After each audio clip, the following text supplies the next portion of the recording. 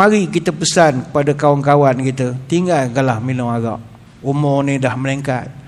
Pertubuhan Kesihatan Sedunia ataupun WHO meletakkan negara kita sebagai negara ke-10 tertinggi di dunia dalam jumlah pengambilan ataupun bahasa mudah minum arak di kalangan rakyatnya. Rakyat kita belanjakan 1.5 bilion untuk minum arak setahun. Sallallahu ala Muhammad, sallallahu ala Muhammad, sallallahu ala Muhammad, sallallahu ala Muhammad. Assalamualaikum warahmatullahi wabarakatuh. Bismillahilladzi la yadurru ma'asmihi syai'un fil ardi wala fis sama' wa huwas sami'ul alim. A'udzu bikalimatillahi tammati min syarri ma khalaq. Alhamdulillahi hamdan katsiran tayyiban mubarakan fihi kama yanbaghi li jalali wajhikal karim wa li 'azimi sultanik. Allahumma salli ala sayyidina Muhammadin abdika wa rasulikan nabiyil ummi wa ala alihi wa sahbihi wa sallim. Allahumma inna nas'aluka fahman nabiyyin wa hifzal mursalin wa ilhamal malaikatil muqarrabin. Ya Allah, kami mohon padamu kefahaman para nabi, daya hafalan para rasul dan ilhamnya para malaikat muqarrabin. Allahumma aghnina bil ilmi wa zayyinna bil hilmi wa akrimna bit taqwa wa jamilna bil afiyah. Ya Allah, kayakan kami dengan ilmu-Mu, hiasilah kami dengan kelembutan, muliakan kami dengan takwa, cantikkan kami dengan sihat wal afiat. Allahumma barik lana fi Rajab wa Sya'ban wa ballighna Ramadan. Terima kasih yang berusaha Al-Fadhil Tuan Pengacara Majlis. Yang saya hormati barisan para pegawai, ahli jawatan kuasa dan sukarelawan Masjid An-Najihin, Bandar Seri Pemaisuri Ceras, tuan-tuan guru, para alim ulama, para habaib, muslimin muslimat, hadirin hadirat, tuan-tuan puan-puan, moga sekaliannya sejahtera dalam limpahan rahmah dan barakah. Saya dahului dengan penyataan tahmid kesyukuran atas pertemuan malam ini, dan seterusnya dapat kita kembali bertatap muka setelah kali terakhir saya menyampaikan syarahan di sini kira-kira 1733 hari yang lalu, iaitu hari Jumaat 26 hari bulan April tahun 2019. Artinya sudah 4 tahun 8 bulan 28 hari, dan saya sangat yakin tuan-tuan pun tak ingat apa yang saya ceramahkan ketika itu. Sebagai imbas balik, kita bercerita tentang persediaan Ramadan. Pada malam ni insya-Allah bersempena dengan kita meraihkan kedatangan bulan Rejab, salah satu daripada peristiwa yang masyhur di dalam bulan ini adalah Isra' wal Mi'raj. Maka kita mencari apakah antara ibrah yang boleh kita kupaskan. Hadirin hadirat sekalian, Isra' wal Mi'raj ini satu perjalanan baginda Nabi sallallahu alaihi wasallam yang penuh dengan mukjizat, mengandungi banyak hikmah serta pengajaran. Dalam bahasa Arab, Isra' ni asal perkataan sara. Sara ni maksud berjalan pada waktu malam. Kalau perkataan asra, itu kata terbitannya Isra', maknanya memperjalankan seseorang pada waktu malam. Kalau perkataan Mi'raj, itu maknanya laluan ke atas, ataupun araja tu maknanya tangga. Dalam peristiwa Mi'raj merujuk kepada perjalanan yang dilalui oleh baginda Nabi dari Baitul Maqdis ke langit yang pertama, kedua, ketiga dan juga seterusnya. Cerita Isra' wal Mi'raj ini cerita yang sangat luar biasa, yang tak dapat nak dihuraikan dari segi ilmu logika manusia, apatah lagi ilmu sains. Sebab itu para ulama membahaskan Isra' Mi'raj dari banyak perspektif. Kalau kita nak bincangkan khilaf ulama tentang bila berlaku juga tidak pernah berkesudahan. Imam Tabari, Imam Nawawi, Imam Qurtubi, ini semua nama-nama besar. Mereka sendiri tidak dapat nak confirm bila Nabi itu melakukan Isra' Mi'raj. Imam Tabari mengatakan Nabi Isra' sejurus baginda dilantik menjadi Nabi. Macam kita dipahamkan 10 tahun kenabian. Tapi kata Imam Tabari, no, hari ni jadi Nabi, hari ni juga dia pergi Isra' Mi'raj.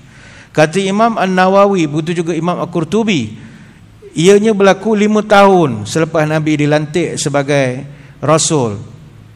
Banyaklah huraiannya. Sebab itu kata Ibn Hajar Al-Asqalani, dia mengatakan ada lebih 10 pendapat tentang bilakah Nabi itu di Isra' Mi'rajkan. Bukan sekadar berselisih Rejab ataupun tidak, bahkan mereka berselisih adakah ianya berlaku pada bulan lain. Ada yang mengatakan bulan Ramadan, ada yang kata bulan Syawal, ada kata Rabiul Awal, Rabiul Akhir, dan begitulah seterusnya.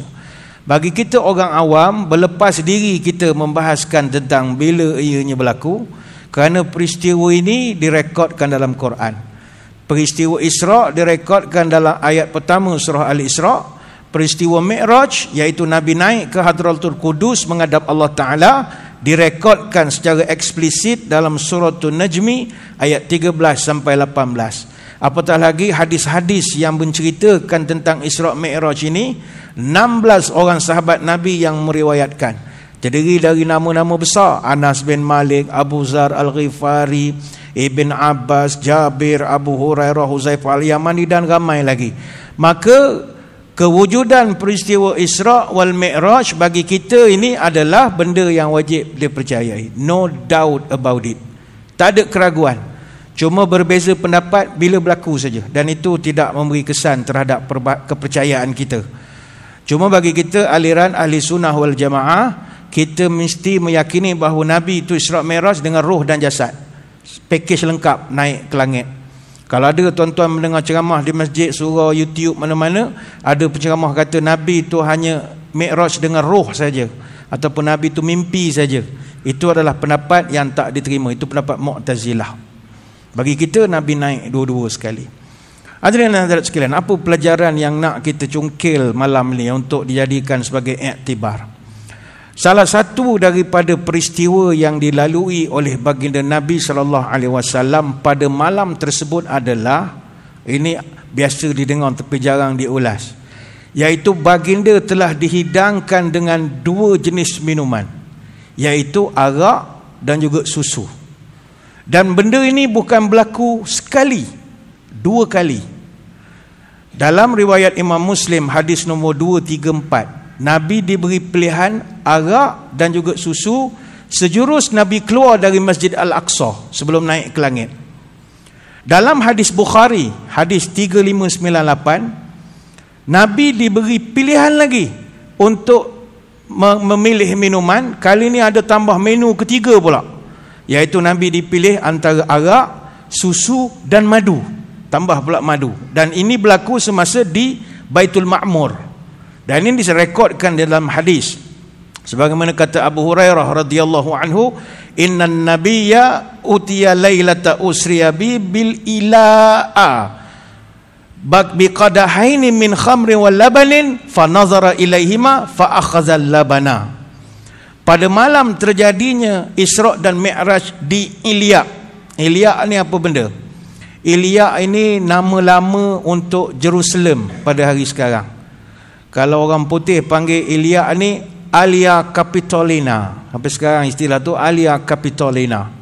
Jadi Nabi cerita ketika di Jerusalem, baginda telah dihidangkan 2 bekas minuman, biqadahaini min khamrin wa labanin. 2 bekas minuman, masing-masing 1 bekas berisi arak, 1 bekas berisi susu.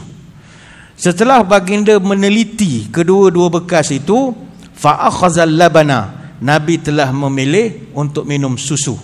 Itu riwayat.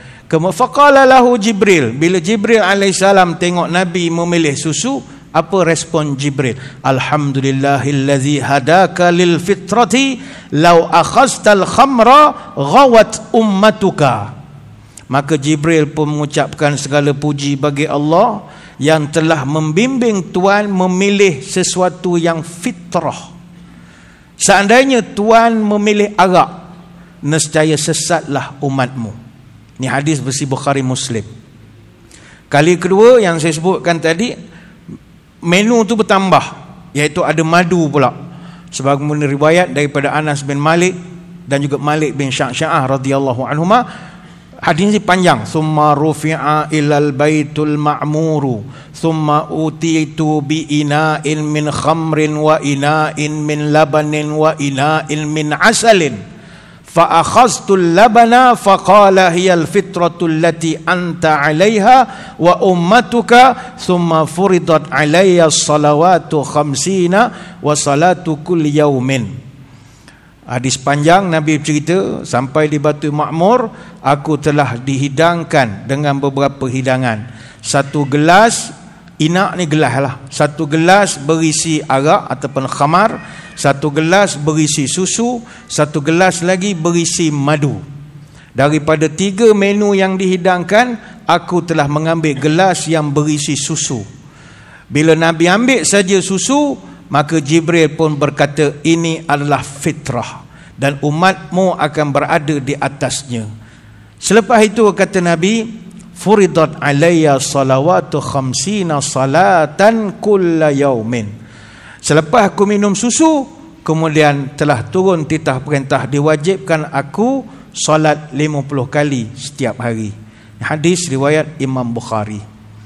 Kedua-dua hadis ini sama, hidangannya sama, cuma di Baitul Ma'mur ada menu tambahan, iaitu madu. Tapi kedua-duanya skrip sama, iaitu apabila Jibril mengatakan, alhamdulillah Tuan ambil susu, sebab ini adalah fitrah. Ini dibahaskan oleh ulama, kenapa digunakan kalimat fitrah. Fitrah ini apa benda tuan-tuan? Fitrah ini natural nature yang ada dalam diri kita, metaphysical innate disposition ataupun natural predisposition. Benda itu built in dalam diri kita walaupun kita tak mengaji. Contohnya, mengapa ada satu perasaan yang hadir dalam diri kita bila kita menengok sesuatu yang immoral, benda yang tidak bermoral. Tuan-tuan selalu tengok Facebook atau story Instagram, TikTok ke apa ke, bila ada orang share posting orang perangai yang tak senonoh, kita akan rasa satu perasaan hadir, kita tidak suka benda itu. Kita tak suka. Kenapa kita tak selesa? Sebabnya natural nature kita, basic morals dan juga value yang ada. Contoh, kita tengok orang terlampau pengotor, walaupun kita taklah pembersih sangat, tapi natural nature dalam diri kita tak selesa. Kita pergi ke kedai, tengok orang yang tebor roti canai tu kukunya hitam, kita pun tak nak, walaupun kita tidaklah pembersih sangat, gigi pun jarang-jarang gosok, tapi kita natural nature kita kata ini tak sepatutnya. Ataupun kita tengok orang gigi tak bergosok, ketiaknya bau macam-macam. Ataupun kita duduk minum di kedai, dengar orang bercakap telefon atau bersembang, suara dia macam kedai tu bapak dia punya, wah wah wah wah wah wah wah wah, macam dia seorang je ada telefon, seolah-olah begitu. Kita tak akan suka. Jadi we know these immoral things automatically without having to learn them, secara automatik. Contoh lain, kalau seorang free thinker ataupun atheist, orang yang tak ada agama, tak ada baca Quran, tak ada baca Bible, tak ada baca apa-apa, tapi kenapa mereka ada satu naluri mengatakan mereka mesti tolong orang susah? Kenapa mesti bantu orang miskin? Kenapa mesti bagi derma? Apa sebab? Apa yang merangsang mereka? This is our natural dispositions as human. Jadi benda ini dia kena digilapkan. Kalau tidak, kita tak ada ihsan. Fitrah ni semua orang ada, tuan-tuan. Tuan-tuan semua ada fitrah ini. Fitrah suka yang cantik, suka orang tengok orang buat baik. Bila kita tak jaga dan kita tak gilap, lama-lama kita menganggap benda yang immoral sebagai okey. Dia panggil normalisasi. Sepatutnya kita melihat orang, contoh, orang kahwin laki dengan laki patut tak sesuai, immoral. Tapi disebabkan fitrah kita tu dah terhakis, bagi kita okey je kot, bagi dia jadi okey. Normalisasi. Yang ini kita takut. Sebab itu pemilihan susu oleh Nabi kita, Jibril pertahankan, ini akan mempertajamkan lagi fitrah umatmu. Itu fitrah dia. Alhamdulillah, kita hari ini, kita punya fitrah kita masih lagi kuat. Dia fitrah ni kalau bahasa mudah, macam orang selalu kaitkan Idul Fitri, kembali kepada fitrah. Walaupun saya tidaklah setuju 100% Idul Fitri itu kembali fitrah. Fitri itu mungkin zakat fitrah. Ini perlu perbahasan lagi lah. Okeylah, kita terima yang orang ulas fitrah. Apa makna fitrah? Fitrah ni, kalau bahasa teknologi sekarang, dia panggil default factory setting. Contoh begini, katalah handphone tuan-tuan, yalah handphone kita kan download macam-macam. Kadang kawan-kawan hantar salam subuh, salam pagi, video macam-macam. Kalau tak kita tak buang, dia akan save automatic dalam phone kita. Lama-lama phone kita berat. Data dah banyak sangat, dia berat. Bila telefon berat, itu dia jadi bengong. Tekan nombor 8, keluar nombor 6. Nak type biar betul, jadi biar betik. Nak pergi masjid, jadi pergi masjid. Kenapa dia jadi lari semua benda? Dia dah bengong. Kalau kita pergi ke kedai loyat ke mana ke, kita akan suruh dia baiki. Sebenarnya kalau tuan-tuan nak buat sendiri pun boleh. Apa dia? Dalam setting ada default factory setting. Tuan-tuan klik saja, tapi kena ambil risiko. Semua yang memberatkan kita tu dia akan buang. Jadi telefon kita akan balik fitrah balik, macam baru dilahirkan, seperti bayi baru dilahirkan. Tapi kosonglah phone kita, gambar-gambar semua. Kita kan menyimpan gambar, tapi tak ada nak frame ke, tak tahu apa tujuan simpan, tak tahu. Jadinya bila kita tekan default factory setting, dia akan hilangkan semua. Dan telefon kita jadi ringan, balik jadi fitrah, macam baru keluar kilang. Itu fitrah. Macam kita sebagai manusia, Allah lahirkan kita, fitrah kita bagus, beriman, bertakwa, ada fitrah, ada ihsan. Tapi sebab kita lama sangat di dunia, nafsu banyak, layan nafsu sebagainya, fitrah kita ini dia jadi berkarat. Lama kelamaan, itu macam telefon tu dia jadi bengong. Maksiat jadi, oh ni okey, ni bukan maksiat, kita jadi normalisasi. Maka Ramadan dia akan canai balik kita ni, supaya fitrah kita balik jadi tajam. Contoh lain, dia nak bagi faham kau muda-muda fitrah ni. Apakah fitrah diciptakan gayung, gelas? Ni contoh ni gelas. Apakah fitrah diciptakan gelas ini? Secara fitrah, gelas diciptakan untuk minum. Itu fungsi dia. Soalan, boleh tak buat gelas ni buat mandi? Cedok air mandi? Jawapannya boleh. Tapi apa jadi pada gelas? Rosak. Kenapa jadi rosak? Bukan fitrah dia buat mandi, fitrah dia buat minum.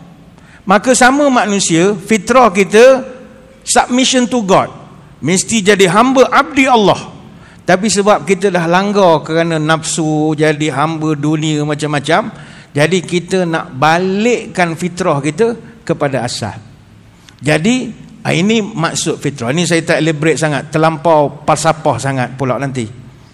Apa pelajaran yang boleh kita ambil? Ada banyak pelajaran lah peristiwa Nabi memilih susu ini. Pertama, ada dibahaskan oleh ulama. Apa rahsia Nabi dihidangkan dengan arak? Why? Kan arak ni benda haram. Kenapa hidang arak? Kenapa tak hidangkan susu dengan kopi O ke, Nescafe O ke? Contohlah ni contoh. Milo Bank ke, air cincau ke. Kenapa benda yang arak? Ini ada dibahaskan. Baik. Dalam kitab Fathul Bari, dalam syarah Bukhari menyatakan bahawa ketika itu arak dihidangkan kerana pengharaman arak belum gezet. Arak belum lagi disyariatkan sebagai haram. Bahkan kalau ketika itu Nabi memilih arak, tidak salah, kerana pada ketika itu belum ada warta pengharaman. Ni saya kongsi dengan tuan-tuan sejarah arak ya. Arak ni tuan-tuan adalah minuman tradisi orang Arab. Baik tu arak dengan Arab lebih kurang saja bunyinya. Dia orang kuat minum, tuan, minta maaf aku ada keturunan Arab. Ini cerita bukan mengata, tidak. Kita cerita sejarah. Orang Arab memang kuat minum arak. Sebab itu apabila budaya arak itu menjadi tradisi dan kebiasaan orang Arab, tapi Nabi tetap memilih susu, itu dah menunjukkan keistimewaan. Dan kata ulama, walaupun orang Arab minum arak, tapi Nabi tak pernah sentuh arak sepanjang umur. Dia tak ikut style masyarakat zaman dia. Tapi orang Arab lain memang kuat minum arak. Sebab itu arak tu daripada perkataan Arab, iaitu arak qaf, maknanya manis. Sebab itu sampai sekarang orang Arab masih memanggil arak tu arak, macam kita juga. Maka arak arak fi arak, ada arak, sekat arak juga. Arak tu maknanya manis. Lepas itu kalau kita pergi ke Syria, ada dijual dalam botol arak Royan. Royan. Dia botolnya macam minyak atar. Salah-salah beli kamu siap bawa balik. Tak langkah lah, takut tengok perkataan Royan. Tak langkah. Pintu surga. Dekat Lebanon ada arak jenama Jabal Batrun. Dia tulis arak Jabal Batrun. Ada satu jenama Az-Zahlawi. Nama arak Al-Zahlawi. Kalau di Palestin, masyarakat Arab Kristian di Palestin, dia pun ya bagi dia arak, okey lah, dia ada arak juga jenama di sana, dia panggil arak Ramallah Az-Zahabi. Dia panggil arak Ramallah Az-Zahabi. Arak ain ra qaf Ramallah Az-Zahabi, maknanya the golden arak. Dia air dia warna putih saja macam air mineral, dan dia ada flavor lah, ada flavor jintan manis, tapi dia ada 50% alkohol. Kalau kita campur dia jadi warna macam barley. Dan tuan-tuan kalau pergi Palestin kena tanya jugalah mana air itu kan. Oh ini macam molek ni Ramallah Az-Zahabi, macam bagusnya. Tak ingat nama sendiri. Kenapa orang Arab panggil arak ni arak, maknanya manis? Apa sebab dipanggil manis? Dia kalau bahasa Arab, sukaru maknanya manis. Kalau sukara itu maknanya memabukkan. Dia arak di Arab, susah betul nak sebut ya. Arak di Arab itu adalah hasil distilasi khamar yang dicampurkan dengan biji jintan manis. Biasanya ada campuran 53 hingga 60% alkohol dengan likoris. Likoris ini pokok akar manis. Pokok akar manis ni dia banyak di negara-negara Mediterranean. Ada juga arak yang dicampur dengan herba ataupun dengan rempah ratus. Pelik, rasa memang pelik. Saya tak pernah minum dengan orang cerita lah. Dia jintan manis, jintan hitam. Jintan hitam ni habatus sauda lah. Dia campur dengan ketumbar, buah pala ataupun dengan herba-herba. Ada satu tu dia macam wormwood, dipanggil absintos. Absintos ni adik-beradik daun ganja lah. Kalau campur tu dia ada kesan halusinasi sikit. Oh memang terbang ke bulan jawab. Minum tu terbang, landing time, dia sedap sajalah. Dia Arab, dia memang rempah ni dia suka. Lepas tu tuan-tuan makan nasi Arab berapa, dia suka rempah. Hatta kopi pun dia orang taruh rempah. Kalau tuan-tuan tak ada stok kopi Arab di rumah, boleh buat kopi Arab sendiri. Beli je kopi biasa, americano ke, kopi hang tua ke, 434 ke, belilah kopi keluang ke apa ke, tapi nanti campurkan dengan buah pelaga. Tuan-tuan campur buah pelaga, terus rasa kopi Arab macam kat Bukit Bintang. Sama saja. Dia orang campuran rempah. Ada arak orang Arab ni hasil daripada fermentasi kismis. Ada kismis dia buatnya arak. Ini banyak di Mesir. Ada juga arak dia buat daripada fermentasi kurma.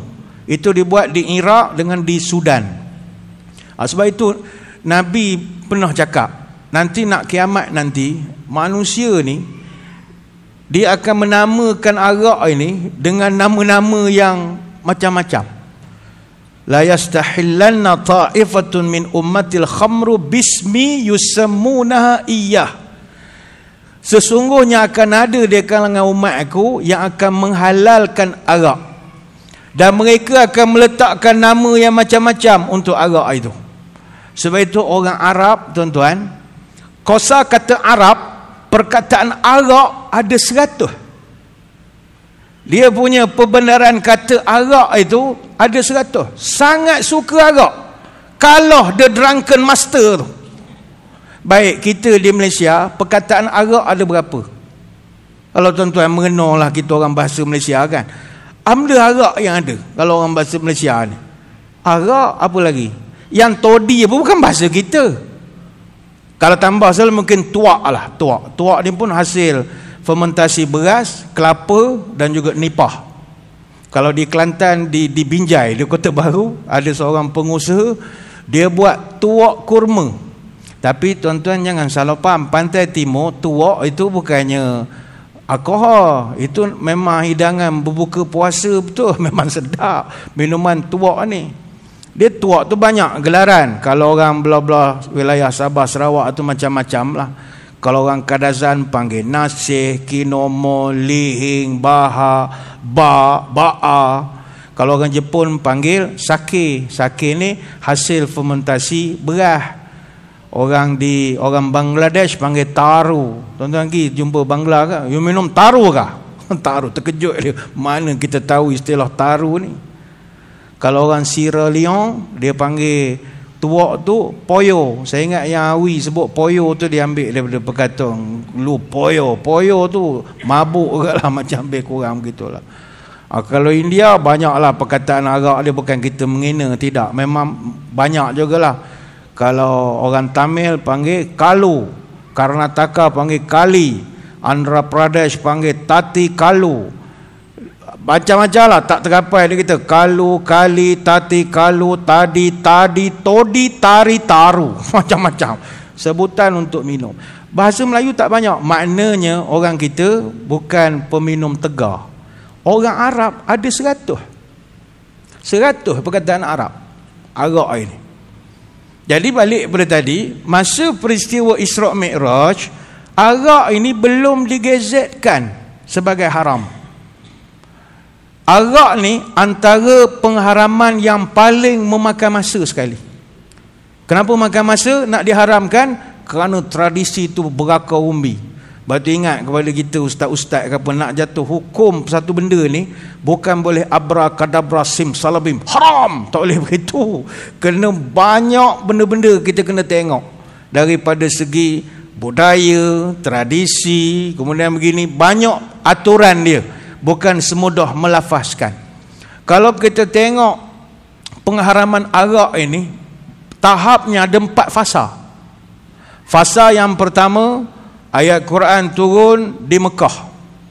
Fasa yang pertama, wa min samaratin nakhili wal a'nabi tattakhizuna minhu sakara wa rizqan hasana. Dan dari buah kurma dan anggur kamu membuatnya minuman yang memabukkan dan padanya rezeki yang baik. Surah An-Nahl ayat 67. Ayat tu bunyi haram ke tidak? Dah. Open statement. Turun ayat kedua. Ini turun di Madinah.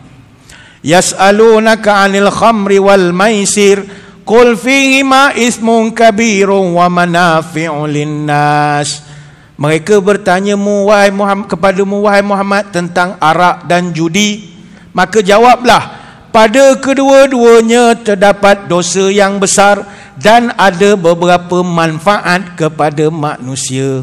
Surah Al-Baqarah ayat 219. Ketika turun ayat ini, ada dah beberapa orang sahabat yang telah tinggalkan minum arak walaupun belum keluar hukum. Tinggalkan. Sebab mereka melihat dalam ayat ini Allah Ta'ala menyebut ismun kabir, kerana padanya ada dosa-dosa besar. Tinggal terus, tak tunggu Nabi syarah pun.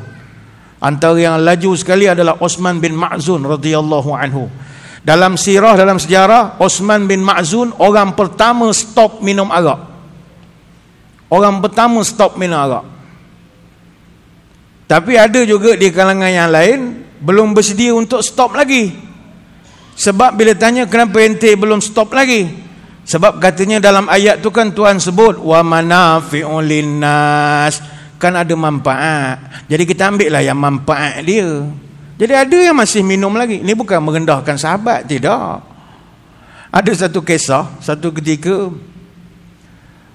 Abdul Rahman bin Auf radhiyallahu anhu, dia buat kenduri. Dia jemput sahabat-sahabat datanglah untuk makan-makan jamuan-jamuan di rumah dia. Jadi ada yang hadir, ada yang BYO lah. BYO ni bring your own drinks ni lah, yang bawa sendiri apa semua ni. Datang makan, minum apa semua. Masuk waktu maghrib. Jadi bila masuk waktu maghrib, mereka nak semayang lah. Jadi salah seorang daripada mereka jadi imam. Yang jadi imam ni baru minum lah. Ada ting-tong sikit lah agaknya. Wallahu'alam. Ketika baca, jadi imam, salah baca ayat. Qul ya ayyuhal kafirun a'budu ma ta'budun. Terceceh huruf la atau perkataan la. Maknanya bila patutnya qul ya ayyuhal kafirun, katakanlah wahai orang-orang kafir, la a'budu ma ta'budun, aku takkan sembah apa yang kau sembah. Perkataan aku takkan sembah duduknya pada perkataan la. Tapi yang tadi semayang imam ni lupa sebut la. Bila dia buang la, a'budu ma ta'budun, aku pun sembah apa yang kau sembah. Jadi lain. Akibat peristiwa itu turun ayat yang ketiga. Ya ayyuhallazina amanu la taqrabus salata wa antum sukara hatta ta'lamu ma taqulun. Wahai orang beriman, sebut beriman, jangan kamu semayang dalam keadaan mabuk sehingga kamu sedar apa yang kamu baca. Surah An-Nisa ayat 43. Tuan-tuan buka surah An-Nisa ayat 43. Kita mula heran juga, ada ke orang mabuk semayang? Bukan turun untuk kita. Zaman dulu ni cerita. Fasa yang ketiga tu.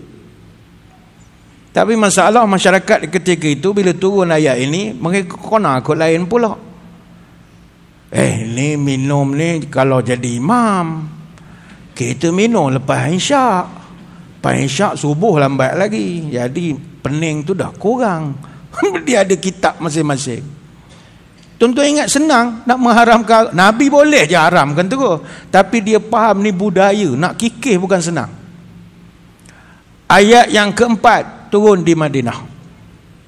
Ayat yang keempat. Ya ayyuhallazina amanu. Ini keras sikit. Innamal khamru wal maisiru wal ansabi wal azlamu rijsun min amali syaitan fajtanibuhu la'allakum tuflihun. Wahai orang beriman, sesungguhnya arak, judi, korban untuk berhala, menelik nasib dengan panah, itu najis, itu perbuatan setan.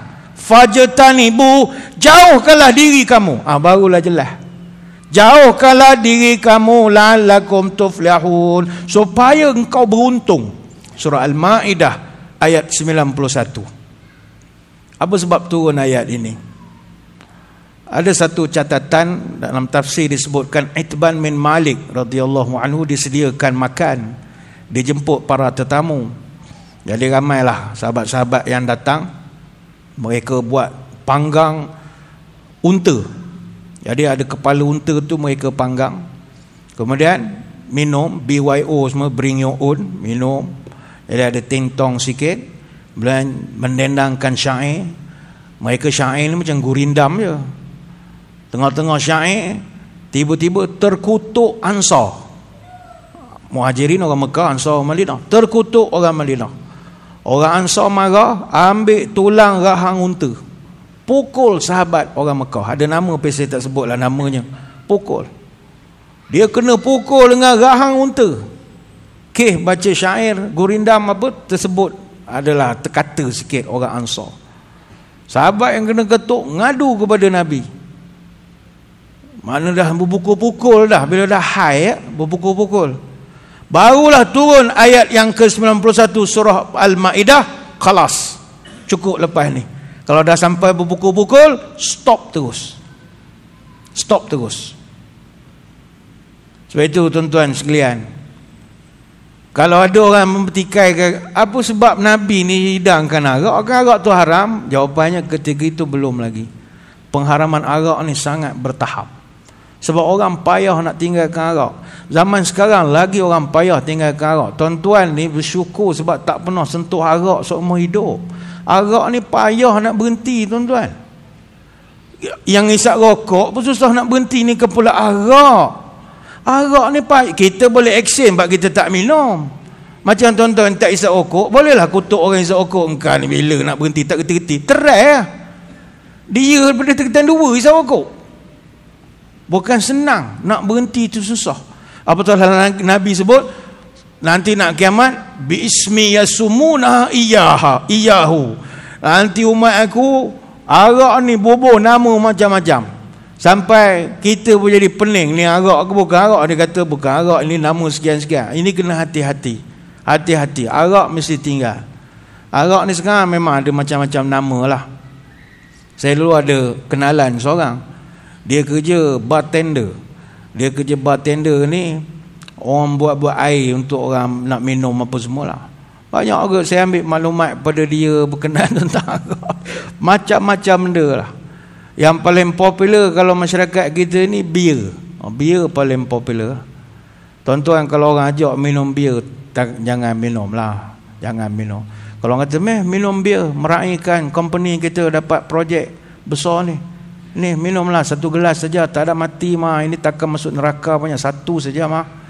Tuan-tuan jawab, ini apa, biar ke atau ke? Biarlah dulu. Biarlah dulu. Saya enggak minum ni, biarlah dulu.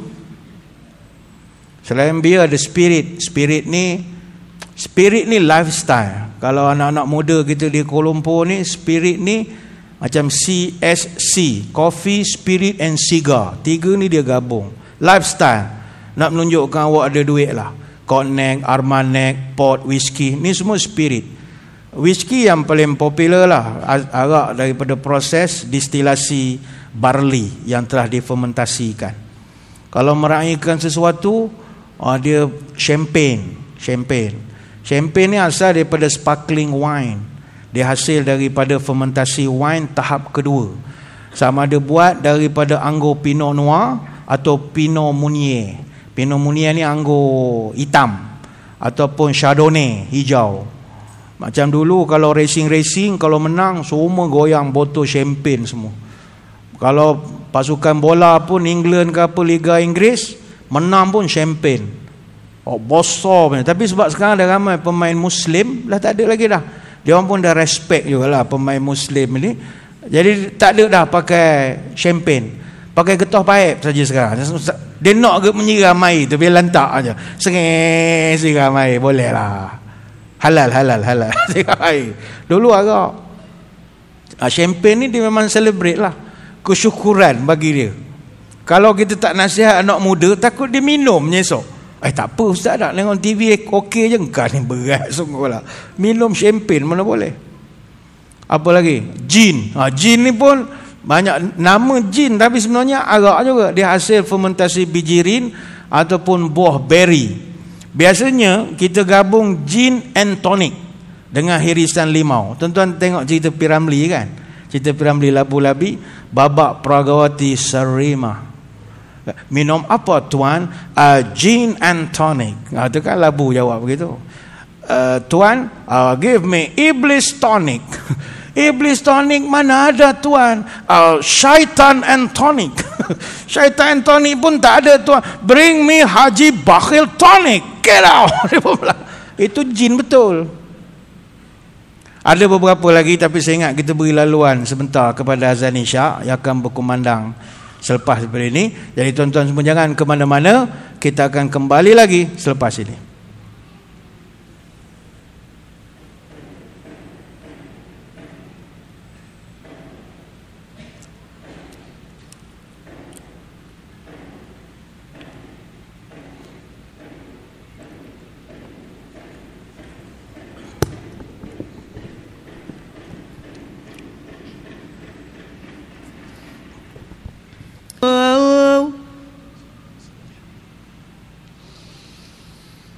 حي على الصلوات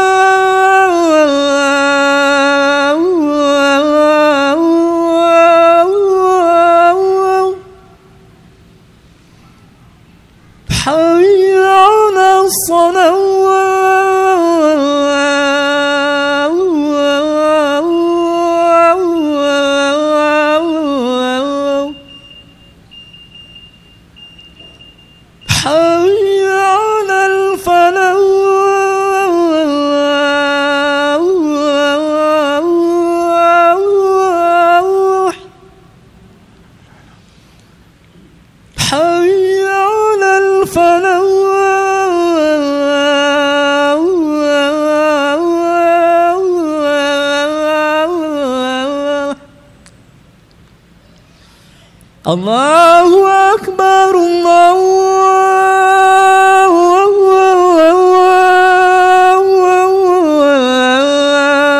Akbar, la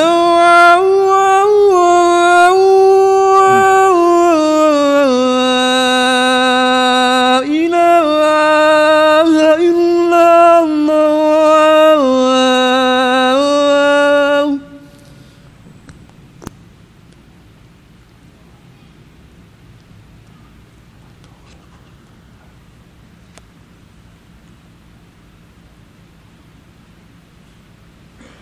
Muslimin muslimat yang dirahmati Allah sekalian, kembali kita menyambung syarahan pada malam ini. Sebelum kita meneruskan, kami mohon izin daripada jemaah yang nak semayang untuk kami nak menganjakkan sedikit pelaksanaan solat isyak yang biasanya dilaksanakan 10 ataupun 15 minit selepas daripada azan. Kita mohon anjakkan sedikit untuk memberi peluang kepada saya mengambilkan syarahan. Izin ini perlu kita dapatkan sebab orang nak semayang dia lebih berhak berbanding orang yang mendengar ceramah. Sebab niat mendirikan masjid, ketika mula-mula diri masjid dulu niatnya untuk semayang, bukan nak dengar ceramah. Jadi ceramah jangan panjang-panjang sangat, dia mesti semayang tu diutamakan. Jadi dengan izin lah, macam Dewan Rakyat pula, dengan izin mohon izin pada jemaah yang nak semayang, minta maaf. Hadirin hadirat sekalian, balik kepada peristiwa, salah satu cuplikan peristiwa dalam Isra' Mi'raj, Nabi dihidangkan dengan arak, bukan sekali tapi 2 kali, di Jerusalem sekali dan di Baitul Ma'mur sekali, mengandungi pelajaran yang sangat berguna kepada kita. Tadi kita dah terangkan ada persoalan di kalangan masyarakat, kenapa Nabi dihidangkan arak? Bukankah arak benda haram? Pada masa itu belum diharamkan. Ini perlu diperjelaskan supaya tidak mengundang fitnah kepada Nabi kita. Dan saya perlu perjelaskan juga, walaupun tadi kita sebut orang Arab memang tradisi minum arak zaman itu, tapi ini tak melibatkan Nabi SAW. Nabi kita tak pernah sentuh arak sepanjang umur dia. Masyarakat jahiliah yes, tapi Nabi sendiri tak pernah minum. Sebab itu kalau Nabi minum pun tak salah ketika Isra' Mi'raj itu, sebab hukum belum ada. Tapi Nabi sendiri dia tahu bahawa arak ini mengandungi mudarat yang banyak berbanding dengan manfaat. Sebab itu hati-hatilah kepada kita, khususnya yang duduk di bandaraya besar ini. Minuman-minuman yang ada dijual di pasar raya apa semua, itu kena tengok-tengok juga. Kadang nampak macam pelik design apa semua, kita pun beli. Rupanya ada alkohol 5%, 10%. Itu hati-hatilah. Tak semua pihak berkuasa dapat tengok kecuali daripada laporan masyarakat di bawah. Jadi sama-sama kita menyampaikan maklumat. Hati-hatilah kadang. Sebab mungkin di bandar-bandar biasa itu tak ada sangat kedai-kedai moden ni. Kuala Lumpur kan ada kedai yang barang groceries Korea lah, groceries Jepun lah, grocery Ghana pun ada. Saya pernah tengok Nicaragua, Venezuela, macam-macam. Tuan-tuan pun no je masuk, buka peti beli air. Sebab kita kenal kalau arak tu tak kasbe anchor tu je lah. Rupanya ada pula yang jenis-jenis lain sekarang ni. Tadi saya sebut gin misalnya, apa gin and tonic, itu macam okey je kalau jual di pasar raya, macam okey. Kalau ram tu lagi lah, kita tak perasan pun itu adalah minuman keras, ram. Ada apa lama wine, wine ni pun masalah juga. Masyarakat kita saya sebutkan tadi, dia jadi lifestyle. Sekarang ni kan ramai orang suka makan western, silakan, tak ada masalah. Tapi kalau makan western, jangan ikut orang putih semua benda. Orang putih kalau makan western, dia ada dia punya protokol dia, table manners dia. Kalau red wine itu kalau makan dengan red meat, makan daging-daging yang merah ini.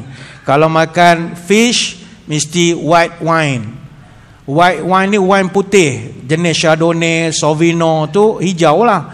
Kalau jenis red wine, Pinot Noir dan sebagainya. Kita jadi sedap ni kalau minum. No, itu arak. Walaupun dia lifestyle, ni kena hati-hati. Ataupun koktail. Koktail ni dia jadi masalah sebab kita dah campurkan. Orang pun ingat koktail ni okey kot, jangan tak tentu arak. pergi hotel ke apa, minum tepi kolam renang ke, tengok menu minta macam-macam koktel. Sekarang bismillah pun tak boleh nak sebut.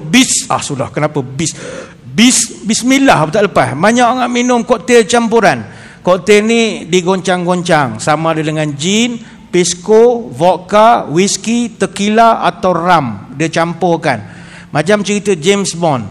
James Bond minuman resminya Vesper Martini. Maknanya koktel campuran gin, vodka dengan kina lele. Kina lele ni arak citrus, arak yang masam, limau. Tapi James Bond punya style shaken not stir. Dia punya trademark dia. Kalau macam orang kita selalu tertipu dengan ni, pina colada. Makcik-makcik jangan order pina colada tu. Walaupun gambarnya ada payung dekat tepi, lawa je gaya dalam gambar. Pina colada tu nanas campur kelapa campur ram. Jadi kalau pergi kedai yang mewah-mewah, kena ringan mulut sikit lah, tanya ini ada liker ke tidak. Bila dia nak menega jawab tak ada, manjang lah, tak ada encik. Hati-hati sajalah, hati-hati saja. Dan sekarang ni passion baru, arak letak dalam kopi pula. Dia panggil coffee liquor. Ada kopi yang campur ram, campur whisky, campur brandy. Jadi kita kadang ialah duit banyak agaknya nak isap sigar, dia lepak kedai-kedai kopi yang mahal-mahal di lobi hotel apa semua. Minta kopi, tengok harga murah, tak habis duit aku. Ada kopi mahal lagi, ada RM60 secawan. Kita pun belilah. Rupanya coffee liquor, campur ram ataupun whisky, campur brandy. Hati-hatilah. Arak sekarang ni dia jadi macam lifestyle. Orang dah normalisasi. Dia tak rasa benda tu dosa lagi. Dia anggap normal. Aromas and flavors sebagai dia. Kalau perkena tapas, KL banyak tapas kan, Kuantan tak ada kedai jual tapas. Tapas ni kudapan Spanish. Makan tapas automatik mesti minum dengan bir. Ni kita kena buang budaya ini. Jadi ini tadi hikmahnya. Dalam Islam ni tuan-tuan, arak ni dia haram sebab apa sebab? Sebab dia mabuk. Itu. Arak dan susu ini memberi gambaran dua nikmat berbeza. Allah tidak berikan susu dengan racun. Maknanya ketika Nabi itu diberikan menu hidangan, dia tidak letakkan sebelah susu, sebelah racun. Sebab kalau susu dengan racun, automatik Nabi pilih susu, takkan minum Roundup klorok pula, tak jadi. Tapi dia letakkan susu dengan arak sebab dua-dua tu boleh diminum. Memang dua-dua tu tak ada masalah diminum. Peminum arak, dia akan merasa nikmat sama macam orang minum susu rasa nikmat. Tetapi peminum arak hanya akan merasa nikmat yang sementara. Adapun orang yang minum susu, dia merasa nikmat yang kekal, sehat tubuh badan. Orang selalu minum susu kan badan sehat-sehat, tegap-tegap badannya. Orang minum arak, dia akan manfaat, nikmat, tapi sekejap sajalah. Dia stres, misalnya tension, gaji tak naik misalnya. Kerja bagi nak arak bertahun-tahun, gaji tak naik, orang lain naik pangkat, stres. Dia pun kata aku nak minum arak lagi ni, beli arak sebotol. Go tepi longkang, mabuk sekejap, cakap Indon, cakap orang putih, cakap Sepanyol, cakap apa. Pas sejam dua sekarang, komolestrin hilang. Adakah masalah hilang? Tak juga, kekal lagi masalah. Jadi dia manfaat atau nikmat yang sekejap. Dia sebab arak ini, dia minuman yang ada alkohol. Selalunya diminum untuk bersosial, digunakan untuk meningkatkan mood. Tapi yang orang takut, dia mengakibatkan ketagihan. Sebab itu arak itu walaupun dalam Quran disebut wa manafi'u linnas, dia ada manfaat tapi kerosakannya lebih banyak lagi. Saya pernah tanya pada orang putih, ada manfaat tak arak? Dia kata ada, khususnya semasa winter, musim sejuk. Sebenarnya apa kena-mengena musim sejuk dengan arak ni? Dia kata arak ni boleh memanaskan badan, kata dia. Saya ingat dia tak pernah minum teh O panas lah. Kalau dia minum teh O panas tu lagi sedap sebenarnya. Kopi O ke lagilah bapak sedapnya. Pilihlah pahaman dia begitu. Walaupun manfaat ada, dia tak boleh lawan kerosakan dia lagi banyak. Arak ini membuat orang hilang pertimbangan. Arak boleh menyebabkan orang terheret melakukan dosa yang berantai-rantai. Zina, roga, rompok, membunuh, semuanya dalam keadaan hilang kesedaran. Mabuk ini bahaya. Sebab itu Nabi tahu susu jauh lebih manfaat daripada arak, walaupun arak ada manfaat. Sebab itu arak ni indah pula dalam bahasa Arab. Ada satu istilah dia panggil khamar. Khamar ni maknanya menutup. Kenapa orang Arab panggil khamar? Menutup apa? Menutup sifat malu, menutup akal. Orang mabuk mana ada malu? Tengok kawan-kawan kita yang pernah mabuk, atau mungkin kita lah masa muda pernah mabuk. Mungkin kita dulu tak mabuk arak, mabuk naik peri misalnya, mabuk juga. Mabuk gam misalnya, gam taipai tayar tu dia pergi sedut, duduk kampung tak ada kerja. Isap punya gam masa kita 3. Nasib baik besar jadi orang. Masa kecil isap gam, tak ada kerja semualah. Ataupun masa muda tingkatan 5, tingkatan 6 pernah mengisap ganja misalnya, pakai batang betik. Ni cerita zaman-zaman dulu tak ada kerja ni dulu. Pernah mabuk kan? Orang mabuk mana akalnya molek. Tak tahu apa yang dipikir, kita tak tahu. Suruh buat itu rosak maruah kita. Apa tanda orang pemabuk? Laku perangai seperti beruk. Kalau hidup jadi pemabuk, dunia akhirat badan terkutuk. Kalau minum arak dan tuak, akal hilang, fikiran pun rosak. Mari kita pesan kepada kawan-kawan kita, tinggalkanlah minum arak. Umur ni dah meningkat. Pertubuhan Kesihatan Sedunia ataupun WHO meletakkan negara kita sebagai negara ke-10 tertinggi di dunia dalam jumlah pengambilan ataupun bahasa mudah minum arak di kalangan rakyatnya. Rakyat kita belanjakan 1.5 bilion untuk minum arak setahun. Dan kini di pasaran sekarang terdapat lebih daripada 300 jenis arak buatan tempatan dengan lesen dijual di paras bawah RM30 harganya. Dengan kandungan 40% alkohol, isi padu 750 ml. Yang itu ada arak hari tu bubuh nama Melayu lah, melompat semua orang marah. Arak paling murah sekarang ni saya pernah jumpa dijual harga RM1.70 sebotol. Isi padu 125 ml dengan kandungan 38% alkohol. RM1.70 maknanya sangat murah berbanding air 100 plus.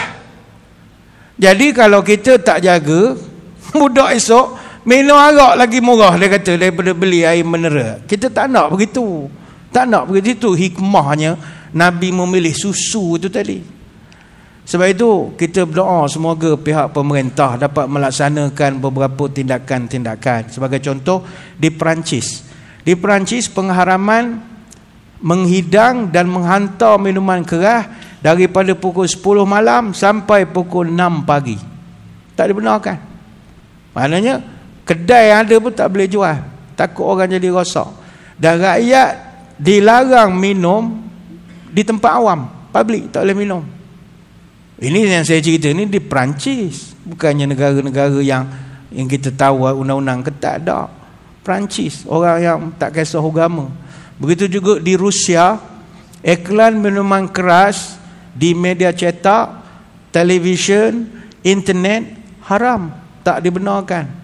Walaupun mereka tu bukanlah beragama macam kita, tapi dia tak nak, dia tahu benda tu mudarat. Di Spanyol, kelab-kelab malam dan event yang buat waktu malam yang menghidangkan minuman keras diharamkan, tak dibenarkan. Kalau di negara-negara Islam, ya, Afghanistan contoh, rakyat beragama Islam diharamkan minum, jual, hidangkan minuman keras. Kalau di Bangladesh, rakyat beragama Islam diharamkan untuk minum, jual, menghidangkan kecuali untuk tujuan perubatan. Ini kita tak setujulah sebab kita pegang kepada prinsip innahu laisa bidawa'in walakinnahu da'. Arak itu bukan ubat, Nabi sebut, tapi dia adalah penyakit. Ni hadis Muslim. Jadi kalau ada alternatif lain, tak payahlah guna arak. Tak payahlah guna banyak ke benda lain. Sebab arak ini ummul khaba'is. Ummul khaba'is. Raja segala kerosakan. Pemandu kalau mabuk, berapa mudarat dia buat? Ada yang pemandu mabuk Kemudian rogol pula budak perempuan umur bawah 8 tahun. Ini yang berlaku di Korea Selatan. Budak 8 tahun kena perkosa dengan orang mabuk, meninggal, keluar usus dia, rosak 80% halat sulit dia. Sebab yang buat tu orang tingtong. Mudarat banyak. Di India, beberapa negeri di India, Gujarat, Manipur, Mizoram, Nagaland, Lakshadweep, haramkan arak terus. Itu di India. Sebab itulah kes kemalangan maut kalau melibatkan pemandu mabuk, sebenarnya kalau ikut saranan agama, tak berani orang mabuk bawa kereta, tak berani. Sebab dalam khutbah terakhir Nabi, apa Nabi sebut? Ma qutila bil asa wal hajar wa fihi mi'atu ba'ir. Dan pembunuhan yang sengaja dibuat atas dasar lalai, leka apa semua, mesti dikisas. Dan dia hendaklah dikenakan kisos kepada dia. Urusan itu kalau tak dapat dihukumkan dengan kayu ataupun batu dihukum, maka hendaklah digantikan dengan denda 100 ekor unta. Bayangkan tuan-tuan, kalau hukum denda 100 ekor unta ini dijadikan sebagai ganti kepada Seksyen 41 Akta Pengangkutan Jalan Raya 1987, Akta 333, tukarkan. Selain daripada diat kepada waris si mati 100 ekor unta ataupun senilai dengannya, ada juga literature fiqh menyebut kena bayar kafarah, merdeka seorang hamba, kena puasa 2 bulan betul. Artinya orang akan ngeri nak buat. Bayangkanlah unta, bukannya murah, unta paling murah lah kalau beli yang murah, beli banyak 7,500. Itu pun kalau dapat. Ini pun unta Australia saya ingat, 7,500. Kalau dah 100 ekor, bukan kat 1 juta kita kena bayar denda. Kalau orang tahu hukuman pemandu cuai ni kat 1 juta denda, berani orang nak bawa mabuk? Tak berani. Tapi sekarang hukuman pemandu cuai ikut Seksyen 41 Akta Pengangkutan Jalan Raya 1987, penjara tak kurang 2 sampai 10 tahun, denda tak kurang 5,000, tak lebih 20,000. Itu pun pakai lawyer bagus. Istilah pula dia ni bengong ke, sewe ke, gila ke apa, selamat pula dah, tak ada masalah. Maka baik tu, mungkin ada orang kata ustaz ni idealistik sangat, tak boleh buat di tempat kita. Tuan-tuan, di Pakistan Seksyen 25 Ordinance berkaitan dengan nyawa, pelaksanaan kisos dan diat tahun 84, dia letakkan diat 10,000 dirham ataupun 30.63 kilogram perak atau yang senilai dengannya. Mana boleh buat. Alhamdulillah kami di Pahang sedang implement hukuman diat ini, hukuman denda yang bayar kepada si mati ini. Jadi benda-benda gini, ini hikmahnya lah. Benda tu mendatangkan mudarat lebih besar. Alkohol ni bahaya mudaratnya tuan-tuan. Sebab itu ketika Amerika Syarikat menggambar dan menggembar-gemborkan semua yang bermula dengan al itu sebagai pengganah, Al-Qaeda, oh ini semua bahaya, teroris dan macam-macam. Dia lupa bahawa yang membunuh manusia itu bukannya Al-Qaeda dan al yang lain. Yang lebih banyak membunuh adalah alkohol. Di Amerika 80,000 kematian setahun akibat alkohol. Maknanya 4,706 kali ganda risiko berbanding dengan teroris yang digembar-gemborkan. Sebab itu kita kalau boleh elakkanlah. Cuma malam ni walaupun tuan-tuan mendengar penerangan tentang arak ni, dah datang rasa benci, bagus, alhamdulillah. Tapi kalau ada orang yang kita kenal dia ni minum kuat sangat, kita jangan laknat pula. Jangan begitu. Balik ni kan jumpa dengan engkau minum arak lagi, engkau ni memang masuk neraka. Jangan begitu tuan-tuan. Kita jangan menerakakan orang, tak boleh. Jangan laknat orang minum arak. Jangan laknat orang buat maksiat. Kalau buat orang minum arak ni ada satu riwayat Al-Bazzar. Umar radhiyallahu anhu dia cerita, ada satu orang zaman Nabi namanya Nu'aiman ibnu Amir. Nu'aiman boleh sebut namanya tak kira mengumpat sebab riwayatnya luas, berata cerita ni. Nu'aiman ibnu Amir ni kuat minum, mabuk je. Jadi Umar cerita, bila dia mabuk dapat cerita ke Nabi, Nabi marah. Nabi panggil dia, wa kana Nabi qad jaladahu fi syarabi. Nabi memang marah kepada dia. Nabi rotan dia. Kau ni tak habis-habis, mabuk lagi. Masuk serenti, keluar serenti, masuk serenti, keluar serenti, rotan lagi. Oh, saya taubat ya Rasulullah, saya taubat ya Rasulullah. Bagus, duduk masjid sekejap. Sebulan hilang balik. Mabuk semula.